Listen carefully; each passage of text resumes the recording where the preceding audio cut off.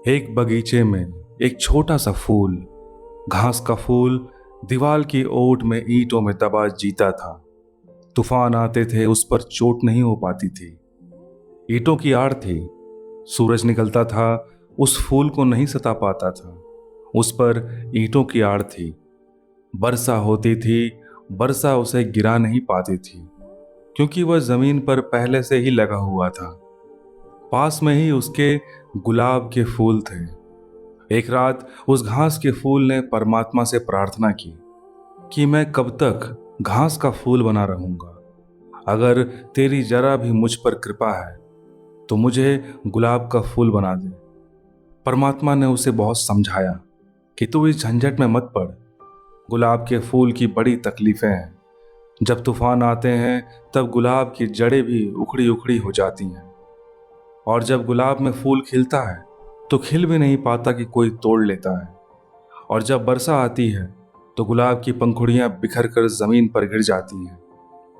तू इस झंझट में मत पड़, तू बड़ा सुरक्षित है। उस घास के फूल ने कहा कि बहुत दिन सुरक्षा में रह लिया, अब मुझे कुछ झंझट लेने का मन होता है। आप तो मुझे बस गुलाब का फूल बना दें, सिर्फ एक दिन के लिए सही, 24 घंटे के लिए सही। पास पड़ोस के घास के फूलों ने समझाया, इस पागलपन में मत पड़। हमने सुनी है कहानियां कि पहले भी हमारे कुछ पूर्वज इस पागलपन में पड़ चुके हैं, फिर बड़ी मुसीबत आती है। हमारा जातिगत अनुभव यह है कि हम जहां हैं बड़े मजे में हैं। पर उसने कहा कि मैं कभी सूरज से बात नहीं कर पाता, मैं कभी तूफानों से लड़ नहीं पाता, मैं कभी वर्षा को झेल नहीं पाता। उन पास के फूलों ने कहा, पागल जरूरत क्या है, हम ईंट की आड़ में आराम से जीते हैं। न धूप हमें सताती है, न बरसात हमें सताती है, न तूफान हमें छू सकती है। लेकिन वह नहीं माना, और परमात्मा ने उसे वरदान दे दिया, और वह सुबह गुलाब का फूल हो गया। और सुबह से ही मुसीबतें शुरू हो गईं। जोर की अंधियां चली, प्राण का रोआ रोआ उसका काम गया। जड़ें उखड़ने लगीं, नीचे दबे हुए उसके जाति के फूल कहने लगे, देखा पागल को, अब मुसीबत में पड़ा। दोपहर होते होते सूरज तेज हुआ। फूल तो खिले थे लेकिन कुमलाने लगे।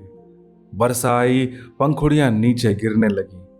फिर तो इतने जोर की वर्षा आई कि सांझ होते होते जड़ें उखड़ गईं, और वह वृक्ष, वह फूलों का, गुलाब के फूलों का पौधा जमीन पर गिर पड़ा। जब वह जमीन पर गिर पड़ा तब वह अपने फूलों के करीब आ गया। उन फूलों ने उससे कहा, पागल, हमने पहले ही कहा था, व्यर्थ अपनी जिंदगी गंवाई, मुश्किलें ले ली नहीं अपने हाथों में। हमारी पुरानी सुविधा थी, माना कि पुरानी मुश्किलें थी, लेकिन सब आदि था, परिचित था, साथ साथ जीते थे, सब ठीक था। उस मरते हुए गुलाब के फूल ने कहा, ना समझो, मैं तुमसे भी यही कहूंगा कि जिंदगी भर ईंट की आड़ में छिपे हुए घास का फूल होने से 24 घंटे के लिए गुलाब का फूल हो जाना बहुत आनंदपूर्ण है। मैंने अपनी आत्मा पाली, मैं तूफानों से लड़ लिया, मैंने सूरज से मुलाकात कर ली, मैं हवाओं से जूझ लिया। मैं ऐसे ही नहीं मर रहा हूं, मैं जी कर मर रहा हूं। तुम मरे हुए जी रहे हो। निश्चिंत ही जिंदगी को अगर हमें जिंदा बनाना है तो बहुत सी जिंदा समस्याएं खड़ी हो जाएंगी, और होनी भी चाहिए। और अगर हमें जिंदगी को मुर्दा बनाना है तो हो सकता है कि हम सारी समस्याओं को खत्म कर दें, लेकिन तब आदमी मरा मरा जीता है। तो मैं मानता हूं कि नई समस्याएं तो होंगी ही, होनी ही चाहिए, और मनुष्य को इतना भरोसा और आत्मविश्वास होना चाहिए कि वह नई समस्याओं से जूझ सके। कोई कारण नहीं है। अभी हमने जो व्यवस्था बनाई है वह सारी की सारी व्यवस्था भय पर खड़ी है। सब तरह के भय, सब तरह के फियर, उसका उद्यम ही फियर ओरिएंटेशन है। वह उसी में से जन्मती है, और ऐसा हो जाएगा, ऐसा हो जाएगा, ऐसा हो जाएगा, इसका क्या होगा, उसका क्या होगा, यह सब भय सोचकर हम घर में रुके रह जाते हैं। और हम कभी यह नहीं सोचते कि हमको हो क्या रहा है, क्या होगा।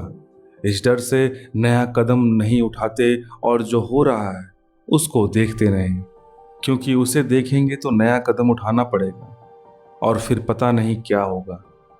इसलिए जैसा है उसे हम बोझ की तरह ढोए चले जाते हैं। ओशो के गुरुमुख से ये कहानी कही गई थी। धन्यवाद।